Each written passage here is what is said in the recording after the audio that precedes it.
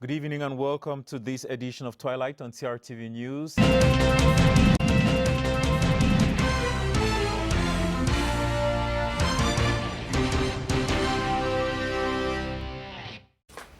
Welcome back. You're watching Twilight on CRTV News. It's our daily news analysis show, and I am joined by a quite unique guest this evening. Dr. Peter Baofu is an American visionary and author of 141 new theories and visions in 175 scholarly books as of February 2022, and numerous articles to provide a visionary challenge to conventional wisdom in all fields of knowledge, the social sciences, the formal sciences, natural sciences, and the humanities, with the aim for unified theories of everything, together with numerous visions of future histories in relation to the mind, nature, society, and culture.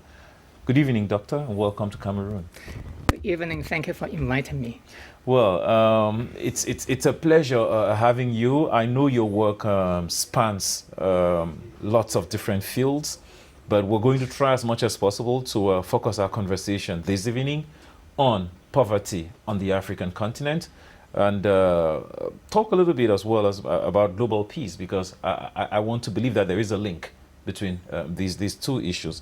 What, in your opinion, are the factors that favor poverty in Africa, and do you feel they can be reversed?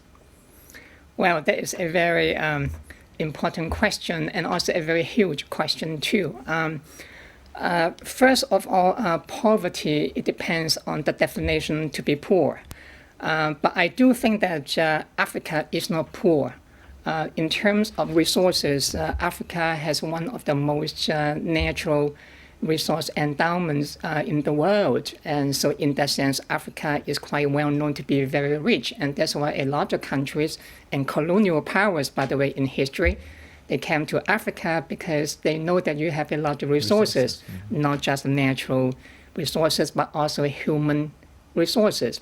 And that's why, in that sense, Africa is very rich. The only problem is that how can you transform your natural endowment into a high level of development? That is the challenge. And as you know, Africa has not been able to do that, even though they have a lot of resources, more than anyone else as a continent, even more than Asia, China, the US, Russia, for example. So that is the challenge.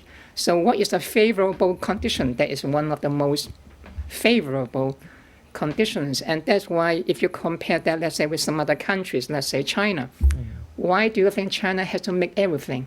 Why? Well, because they don't have the resources that Africa has. Look at Hong Kong is another example.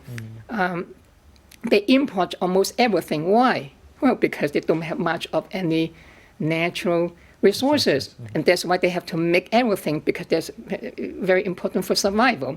If you do not make everything, how do you survive? And there's a huge population in China. So that's a good example that people have to think about. You have the good, favorable conditions, but on the other hand, you also have the handicaps. And in the case of Africa, we can talk about a long list of factors. Let's say some domestic factors. I have been in Africa for many years now. I have been in probably about 30 different African countries as part of my global tour. And I can see that there are a lot of different problems over here. And one of the most important challenges is the mindset, I think.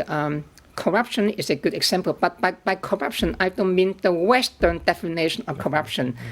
That is extremely misleading, because the Western definition of corruption is to make the West look very favorable and make other people look very bad. But Western countries are also very corrupt too. But you have to go beyond their definition and look into some other legalized forms of corruption, which are probably one of the worst corruptions on earth. So in the case of Africa, what I mean by corruption is that is the mindset. The mindset is Africa has what the local people here called la joie de vivre, the joy of life. Yes, I was actually going to ask you if being developed translates into being happy. because I know lots of people who live in rural Africa and whom you would look at and think, oh, these people are suffering, but their level of happiness is so high. You can't believe that they are so happy living on so little. Do you follow the index? I do not remember the name of the index, but it's some kind of happiness index. Some years ago, I do not remember which year, some of the African countries like Nigeria, they were ranked as the most happiest countries on earth. So if you look into those indexes, I'm sure there are some biases on that too, but the point is, you are right. Happiness, that's why I mentioned La Joie de Vivre is a good example, because I do think that development is a relative concept. You have a lot of good things about Africa that I want to mention, but on the other hand, there is a trade-off. The trade-off is that the more you want that, the less you will have on the others. And that's why I mentioned corruption, because the African mindset does not have like the work ethics like the Chinese or the Japanese. For example, in China, or in Japan, or in Korea, people often talk about to be honorable, to be good. What it means is that how well you are in school, whether you are at the top of the class, or whether you pass all the exams. Some of them even commit suicide. Do you know that? In Africa, if you commit suicide because you failed an exam in school, that's laughable. No one look up at you. If you are very good in football, you are admired. Here in Africa, for example, I noticed that women often talk to babies in a way that they want the baby to be strong.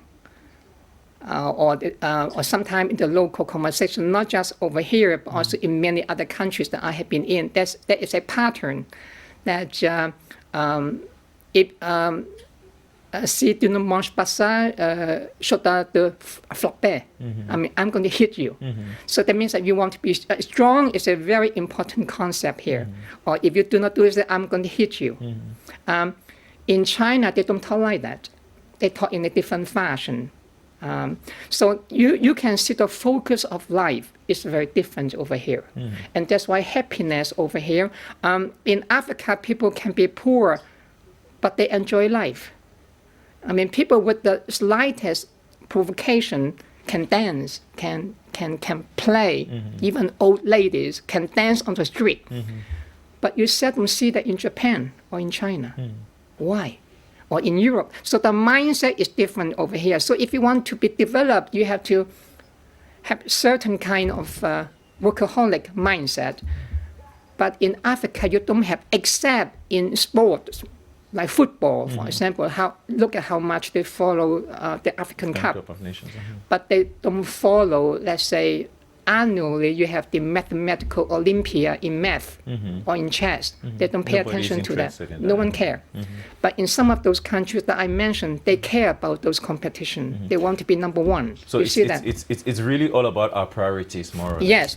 So that's why in my book, one of the theories, I have proposed more than 141 theories, new theories to understand humanity, not just in one field, domain. But in all fields of human knowledge. And one of them is what I call post-capitalism. And I predict that capitalism, as we understand that, will not survive in the future. It will be replaced by a superior system of economics. I call that post-capitalism. And in post-capitalism, there is the notion that there's no wealth without poverty, and there's no poverty without wealth. So what I mean by that is that every notion of wealth that you want to pursue to be developed, you are also poor too.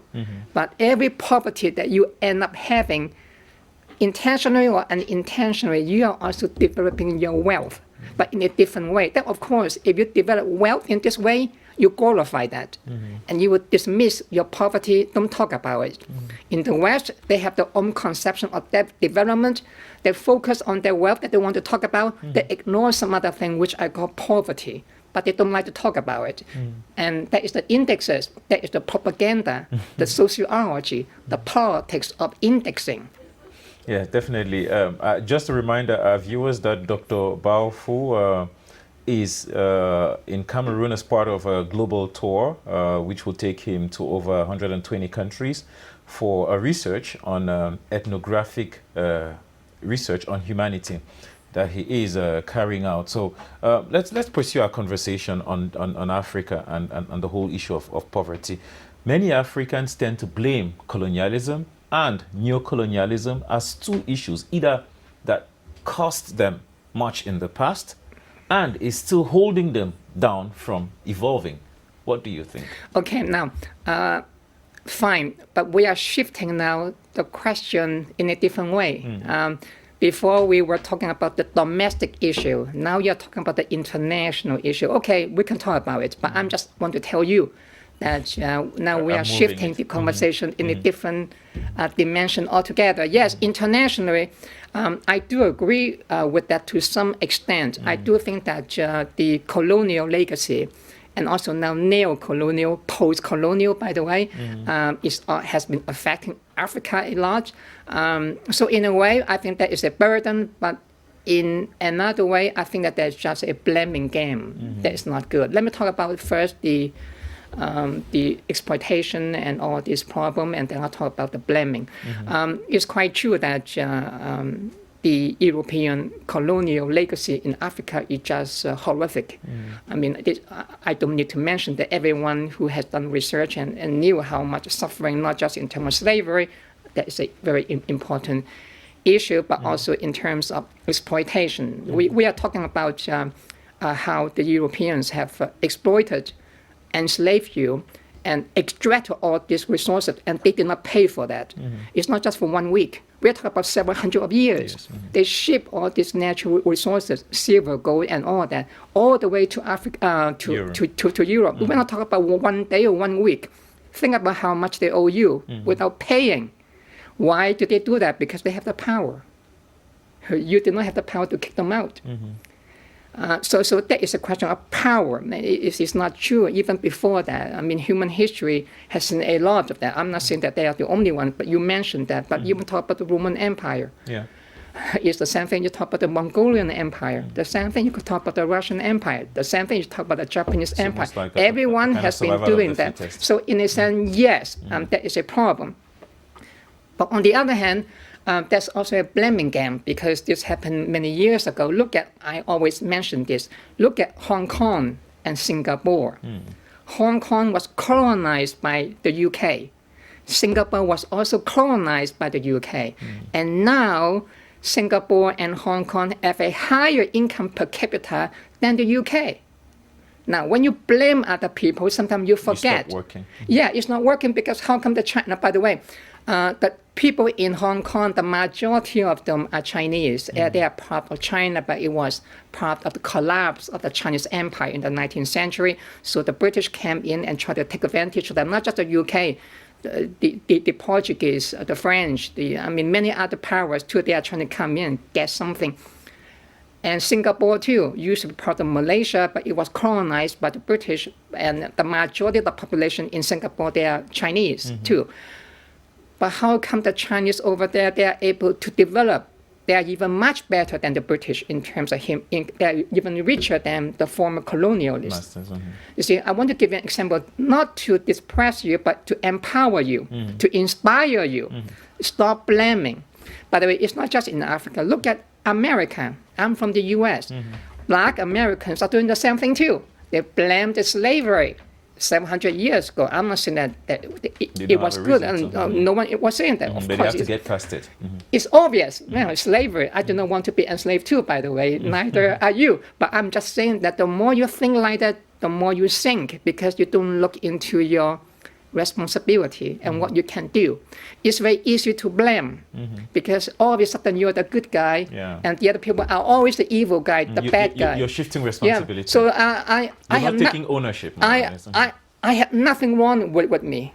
You're the evil guy. You're the bad guy. All my problems is because of you. You are racist. You are racist. You are racist. Every time you say you are racist, don't criticize me because you are racist. You are a colonialist. You are a fascist. Fine. When you talk like that, all of a sudden, what are you going to do for yourself? Nothing. Stop. A good example, by the way, is Rwanda. Rwanda is a good example for development because it's bad and good.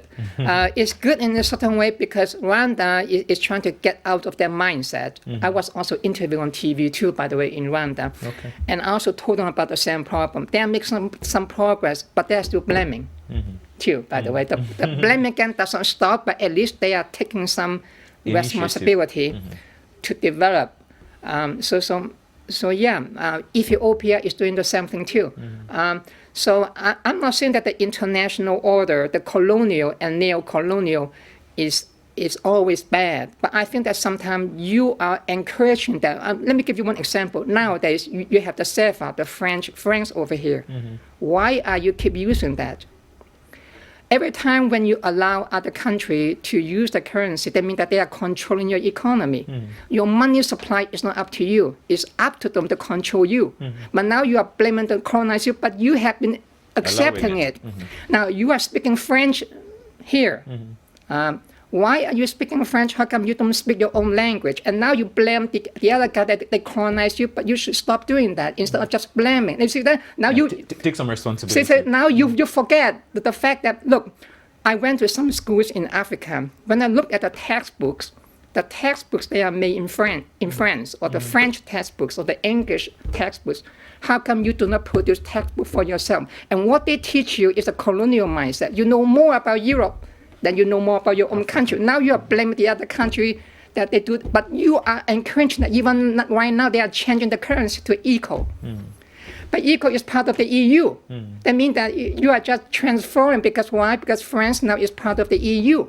So now you are stop using France, but you are using EU, but your colonial legacy is still, in fact, they are even much stronger now. You're not just one country. The entire European system is controlling you. So instead of blaming, why do we keep doing that? You see that blaming is not, and it's also the military bases. Look at all these military bases that you have. They are French military bases over in West Africa, but you allow that. You allow that, and then you keep blaming. At the end of the day, you say, well, they are so bad because they are here. But you have been doing this. You encourage them. You cannot take care of your own security. What do you feel then can be done to improve the internal conditions which affect the development of Africa? I think that you have to reverse all of this. But how do you do it? I think that there are some major problems. By the way, this is not just a question of development. It's also a question of politics too. It's a question of war and peace too. Why? Because it is much more complicated internationally. I think that Africa is moving toward that direction. The African Union, for example, is trying to do something about it. But the problem is that the African Union is also having some other problems which are also inherent in Africa too. The tribal system in Africa is very intense. People again blame the European colonial system of dividing you, but I'm just saying that even before the Europeans came, Africa has a lot of different tribes, and they fought against each other. And this tribal mentality is still very deep in Africa. Look at all this conflict in Rwanda. Why do you have the genocide? In Ethiopia, why do you have they have the civil war going on right now, for example? Now, I'm not going to mention them. In Western Africa, you have a lot of conflicts between Sudan and South Sudan, in Somalia and Somaliland, for example, Eritrea and Ethiopia, for example. And now you have all these different problems in different Western Africa. Different groups do not get along with each other. In Mali, in Nigeria, in many of these, you have different conflicts among different groups, and many of them are along the tribal lines. So you see that. So even Africa is not that the colonial system which come to divide you, is that even before they come, you have been dividing yourself along the tribal lines. In many African countries, I don't even need to mention names, often you have one group in power. When they come into power, they often share the power with those who belong to their own tribe. And they often distrust or dismiss or maybe degrade a little bit the other tribe or the other group. This kind of tribal system is very intense in Africa. It's difficult for Africa to have a sharing mindset. Once I'm in power, that power is mine. It's my turn. It's my turn. And I share the only with my group, however you define that group. And that's why you have the coup d'etat. You have Mali, for example, Guinea, Guinea-Bissau, Burkina Faso, and all that. And also many other systems which are also, even in Rwanda, by the way, there's a very ironic case. They are trying to more and more develop, but the system also become more and more authoritarian. Even after the end of the genocide, you have different ethnic groups. They also fight against each other, but in a very suppressed manner. They don't speak out. Okay. You see that? So this is a kind of a problem facing Africa. So it can go either way, but I think that you have to go beyond blaming again. So there are solutions, by the way, but blaming is not one of them. Definitely, we will be talking about the solutions. What do you feel, okay, are the promises and the limits of this improvement in terms of internal conditions? The internal condition is that I think that they are also doing that. I have to mention something that you have not yet mentioned. I think the younger generation is the hope. Why? Because the younger generation, they have the opportunity to get out. And they see what's going on outside. They come back in. And because they are young, they are learning. And they often do not follow the mindset of the older generation. They do, but at least they are much more open. Now, that's good and bad, by the way. The bad thing is that you may end up being just another generation of copying everything from the West. You're or losing from your identity. your identity is still colonial because you still copy from whatever is the advanced countries. They are always good. You just copy them. Now, that is a very self-destructive way of development. But on the other hand, you also have opportunity. The opportunity is at least they look outside the box. And now they say maybe we should do something to make that, use what you learn from the outside, but put it inside what your cultural development opportunity. Well, we will be continuing our conversation with Dr. Baofu in a moment.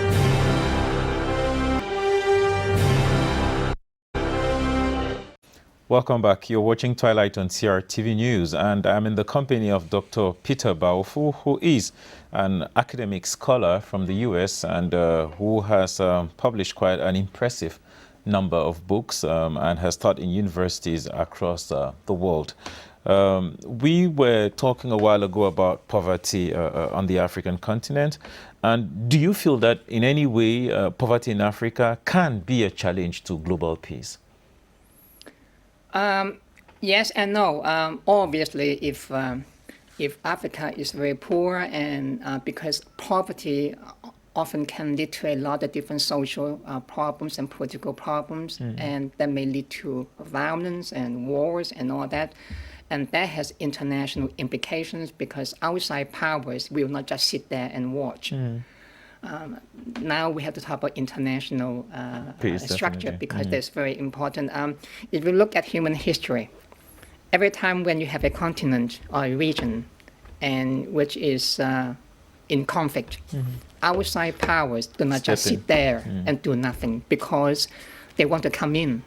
Because when you are weak, when you are divided, you give them an opportunity to come in and conquer. So if you look at human history, all empires have been doing the same thing. They look around and see if there's any regions which is weak, which is that people fighting against each other. They will come in. And when they come in, they will divide and conquer. They will use excuses. So what is the implication? The implication that if you do not resolve the issues of poverty in Africa, they will come in and colonize you again. You're leaving a window open. Yes, you. Now this is a stop blaming now. It is to look into yourself, that what you do to yourself has consequences, and those consequences give the opportunity to other people and colonize you. They don't need to colonize you in the same old way. Now you have colonial, neo-colonial, post-colonial, and post-colonial. So you have different ways for them. I don't want to mention names. As you know that now there is a war going on somewhere in Europe. I'm not going to mention them, but I'm just saying that that is just a good example that when you have a region which has some problem, And that region is often sandwiched between major power blocks, like the Western-led alliance versus the non-Western-led alliance, whatever it is. They compete for powers. So every time when there is an opportunity, one group will come in and the other group will fight back, or the other group will come in and this group will fight back. And this continue. So in the case of Africa, what happens if you do not resolve that? It has international implications. They come in. In the case of Africa, I mentioned this before. Why do you still have the bases? Why do you ask friends to come in and provide your national security? You see that? That has international implication now, because they also have their own interest to come in. To defend, definitely. Yeah. So you see that. So to answer your question, what if you do not develop? But on the other hand, as I said before, development is relative. There's no wealth without poverty, and there's no poverty without wealth. So development and poverty is relative. There's a trade-off here. What do you want? Just have to use your own word. What is your priority in life? You have to go back to, so is your question about your own identity. No one else can tell you what to do. If they do, that means that they try to colonize you. That's what they tell you what to do. But you have to do what you want to do. But whatever you choose, remember, it has consequences.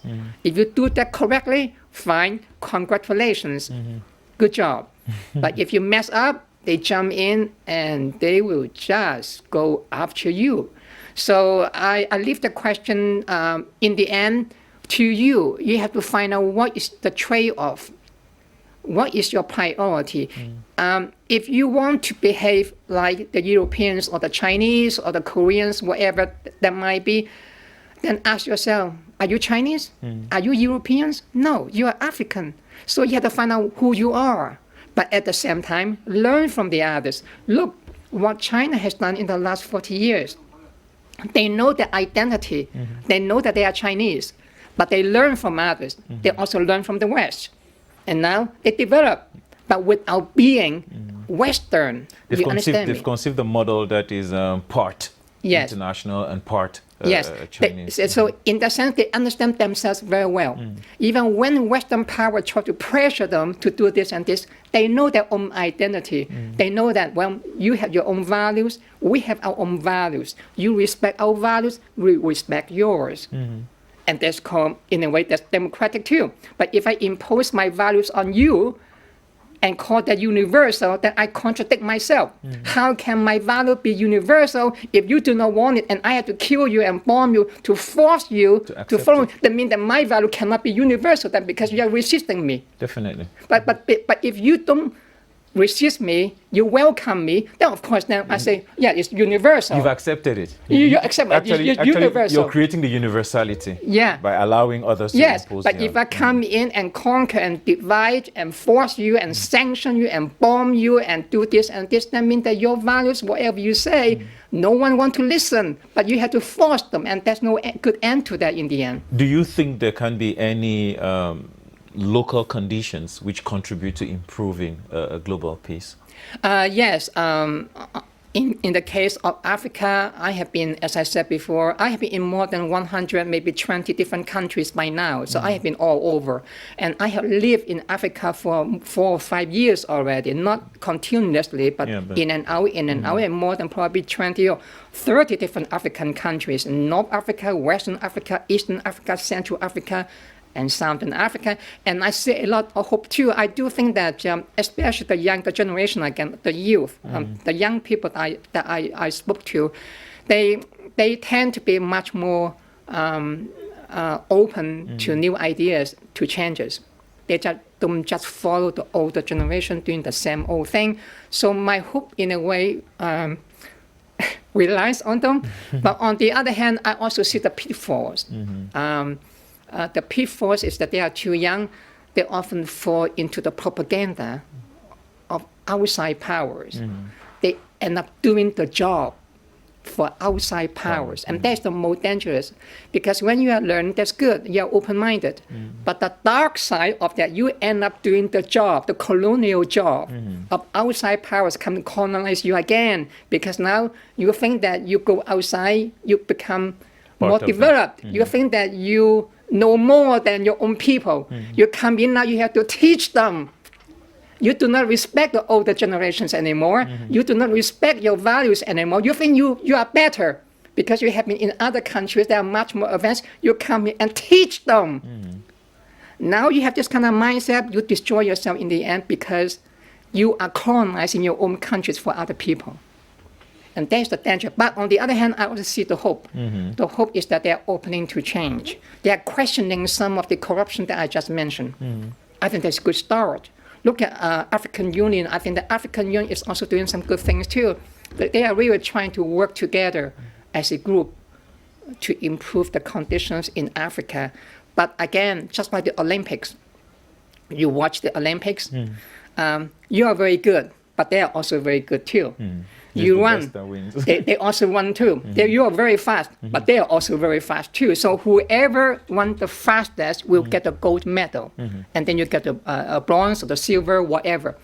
So you may be progressing too, but if other ones are progressing much faster than you are still behind, even though you are progressing. So that is the two sides of the same coin that I try to portray to you. Basically, Africa is making progress, yes, but they need to do something that enables them meet up with the best in whatever field they're working because ranking is not absolute. Ranking is relative. You can be making a lot of improvement, but if other people are even faster than you are still behind them.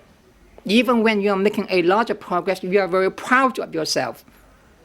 Ranking is relative. Okay, maybe we wrap up on these. What do you feel needs to be done to improve international conditions which affect global peace?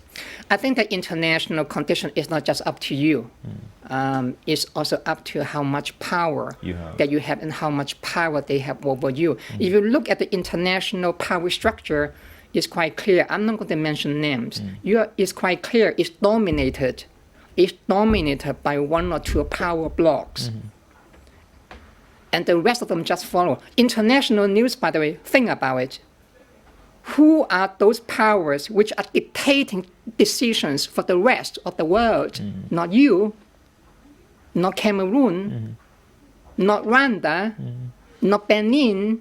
No, none of them. I'm not going to mention them. Who are those powers? They make up all the decisions. And they call that the world's opinions. But do you accept that? Do you approve that? Do you have any say on it? No, not necessarily. None of you. And that is the international power structure that we live in. So when you make about that question, it's not just up to you. You have good intention, but once you lack that power, in the end, there's not much that you can do. On the other hand, as I said before, if you are good, you can still progress. Just like what I mentioned, look at Hong Kong and Singapore, and look at China too, by the way. It's a process, more or less. 40 years ago, China was very poor, poorer than some of the African countries. Look at the 1960s. Look at Maoist China. They were so poor, they were famine. And yet now, China is the most powerful economy in the world, surpassing the US in 2014, based on purchasing power parity. Look at Hong Kong and Singapore. 100 years ago, they were under the British colonial control. Now they're even richer. So you can still progress. There's hope. But if you do it right, you will be there, piece by piece, gradually. But on the other hand, if you mess up, you will be behind, even if you are progressing. It's relative. So yes, there's hope, but there's also fear. There's war. But there's also peace too. It's just the other side of the same coin. Whenever it comes to international peace and global peace and world order and power structures, I have the feeling that there's a trust issue that I'm tempted to say the weaker nations might have relative to the bigger powers, because they are supposed to dictate the pace, but rarely are they honestly, looking for a level playing field. They are always trying to, at the end of the day, keep a few, twists and turns that would continue preserving their hegemony. This is also a very interesting question in a different way. If you look at the homeless people, the poor people around the world, and I have been in so many countries, and I have been with them, and I stay with them, and I understand them quite well. I can see that there's also a hope. A lot of people in the world, they are poor, they are homeless. They also have the same wish that you have. How come we are always like that? How come that we cannot have an impact too? We are also part of the system, and yet we are also neglected. We have been dismissed, disrespected. No one cares about our opinions. They make all the decisions, not us. But whatever they do affect all of us. And whatever decision, every outcome, they always gain, we lose most of the time. So I do have the hope, sincere hope that they can do something, but I have to be very careful and realistic over here. Don't be so romantic, by the way. International situation often is quite realistic. So if you become too romantic, sometimes you get caught up with the rhetoric, but in the end, you are still the homeless, the poor. So I do think, on the other hand, that the poor countries now, they have been doing that. If you look at the international orders, let's say in the last few decades, the non-allied countries, the third world countries, I mean, they have been working on that issue. It's not that they have done nothing, except that because there's not a homogeneous group. There are so many different countries. Each of them has their own interests, and also, by the way, has their own selfishness, corruption, and all that. So they are now really working together. It's no united front, so it weakens their cause, more or less. That is self-destructive. So, but they also have some corruption too, by the way, to take care of. So yes, I do think that there's some hope on that, but I think that you have to be a bit more realistic and not to get carried away with the hope sometimes. Well, thank you very much, Dr. Baofu. That's all we had time for today on Twilight. Hope we would be able to have a more in-depth conversation some other time. For those who joined us along the way, just to remind you that Dr. Baofu is an American academic scholar who has about 141 new theories in about 175 scholarly books, earned various awards across the world. He was a U.S. Fulbright scholar in the Far East. He taught as professor at different universities in Western Europe, the Caucasus, the Middle East, the Balkans, Central Asia, South Asia, North America, and Southeast Asia. He finished more than 5 academic degrees, including a PhD from the world-renowned Massachusetts Institute of Technology, MIT. So it's been a pleasure sharing ideas with you. Looking forward to another opportunity. Enjoy your stay in Cameroon. You're carrying out a study on ethnographic research. Good luck with that, and looking forward to your next publications. Bye-bye. Okay, thank you very much for inviting me. Well, thank you for watching CRTV News. Stay on. Our primetime newscast comes up in under 2 minutes. So, what do you think?